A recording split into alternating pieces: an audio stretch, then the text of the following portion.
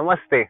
My name is Kirti, and on behalf of Himalayan Yoga Association, I welcome you all to this online teacher training course. I am a teacher here at Himalayan Yoga Association, and I will be taking you through the concepts and details of the human body and yoga altogether. Let's hope you enjoy this course. Let's start. Namaste. My name is Kirti. Welcome to the online yoga teacher training course. I'll be taking you through the entire anatomy session for the entire course as it is. Before we go ahead with the explanation, I request you all to please come together and chant the Gayatri Mantra with me wherever you are, as you are. Simply sit straight. If you're seated on a chair, it's alright. If you're sitting in cross-leg position, adopt the easy pose or the lotus pose. Activate Chin Mudra by joining your index finger with the thumb and the rest of the fingers flaring far away from each other, palms facing the ceiling. Spine straight, chest open, completely stay still and stay comfortable in this posture for a few moments. And allow your body to breathe in and breathe out slowly and steadily.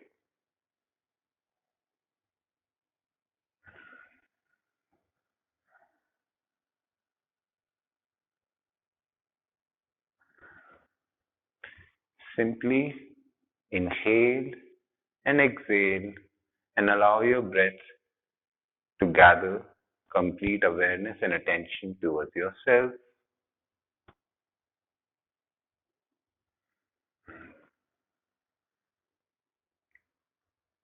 And now slowly bring your hands in front of your chest in Namaskara Sthiti, prayer pose, and join the heart center with the back of the thumbs while keeping the chest open. Proud, let's chant the Gayatri Mantra.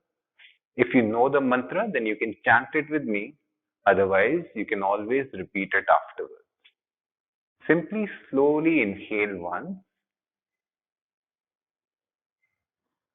Om Bhurbhuva Swaha Tatsaviturvarenyam Bhargo Devasya Dhimahi Dhiyo Yo Na Prachodayat.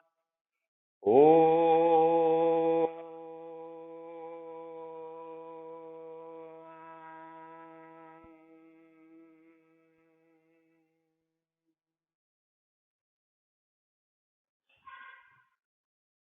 Having absorbed the vibration and the benefits of the mantra, gently start rubbing your palms. Now cover your eyes with your palms and transfer this energy that you've created between your hands. Massage your face, the back of your neck, anywhere else you wish to transfer this energy to. Before opening your eyes, once again fold your palms, bow down to your fingertips. With a few blinks, open your eyes and welcome back. So I want to start today's lecture, the first lecture, with a question. Why do you need to study anatomy to become a good yoga teacher? We often teach classes in the school as well, and there's always a mixed batch of people. Most of the people do not pay much attention to anatomy because they think it's irrelevant. Please, this is a complete misconception. In order for you to become a good yoga teacher, you need to have a very good understanding of anatomy as a topic, as a subject, as a science. That's because everything that we do in yoga, whether it's asanas, whether it's pranayam, whether it's meditation, each and everything is completely and directly working on the physical body as we know it. There are two types of people who do yoga in the world. One is the consumer, to whom you would be teaching yoga after you become yoga teachers. The other one is the person who teaches the consumers, that is, you yourself. Now, as a consumer, you obviously do not need to know the understanding of the physical body, the anatomy of the physical body. That's because you can simply go ahead and question the teacher directly about anything that comes to your mind related to the physical body. But as a teacher, you need to be aware of the answer related to those questions in that very instant. That will prove your credibility as a yoga teacher. That is not the only reason why you should pay attention in class. Please remember, whether you're working with asanas, whether you're doing breathing exercises, whether you're meditating, all of these things, they have a direct effect on your physical body, on your mind, on your lungs, on the pranic level, on the medical level, and on the physical level. Many a times, some people, they take further interest in human anatomy and they want to go ahead and become yoga therapists. Yoga therapy is an alternate way of medicine which is getting popular slowly just because it does not have any side effects to itself. It's a sister concern with Ayurveda, and obviously, as you are aware of the side effects of allopathic treatment, these side effects do not exist in case of yoga therapy and Ayurvedic therapy, and that's why the majority of the world is switching to these alternate medicines. For people who are planning to become yoga therapists, you would obviously come across people who are carrying reports given to them by the doctors.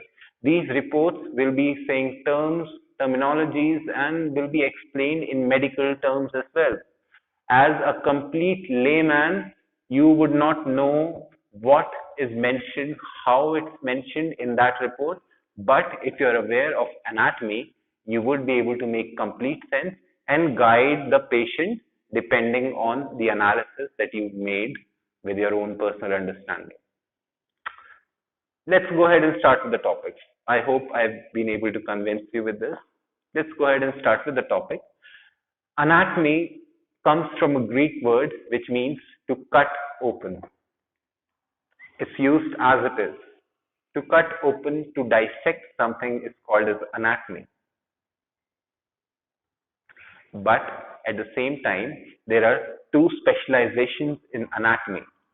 One is macro and one is micro. Macro, as the name suggests, is all about studying the body parts which do not need any magnification, or we can also say that macro anatomy is the side of anatomy which can be observed with the naked eye itself. On the other hand, microanatomy is the kind of anatomy which requires magnification equipment to study further. Things which are very thin, very small on a microscopic level, like a cell, like any nerves inside the body, they obviously need to be seen with a microscope at the time of magnification or at the time of study. Two different sides of anatomy: macroanatomy, microanatomy. Studying is all about anatomy. Observing the structure is all about anatomy. On the other hand, there is one more important thing that yoga teachers need to be aware of, that is called as physiology.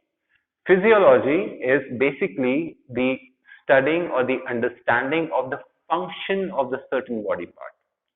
Anatomy and physiology, they go together hand by hand. Anatomy is all about the study of the structure, while physiology is all about the understanding of the function or the studying of the function of the certain body part. Without anatomy, physiology is incomplete, it's complete nonsense. Without physiology, anatomy would not be able to make much sense because it will just become information that you cannot use. Incomplete information, that's all. So, anatomy and physiology is everything that you need to know to understand the structure of this thumb, how it is, and what it can do is called anatomy and physiology. I'll be taking you through the entire course, and I will also guide you through the anatomy and physiology of the different body parts, whatever is necessary for you to become a yoga teacher. And this is all that you need to know about the understanding or the introduction to anatomy for now. In the next session, we are going to figure out the different directional terms and the different body planes of anatomy. Until then, I'll see you again. Namaste and thank you.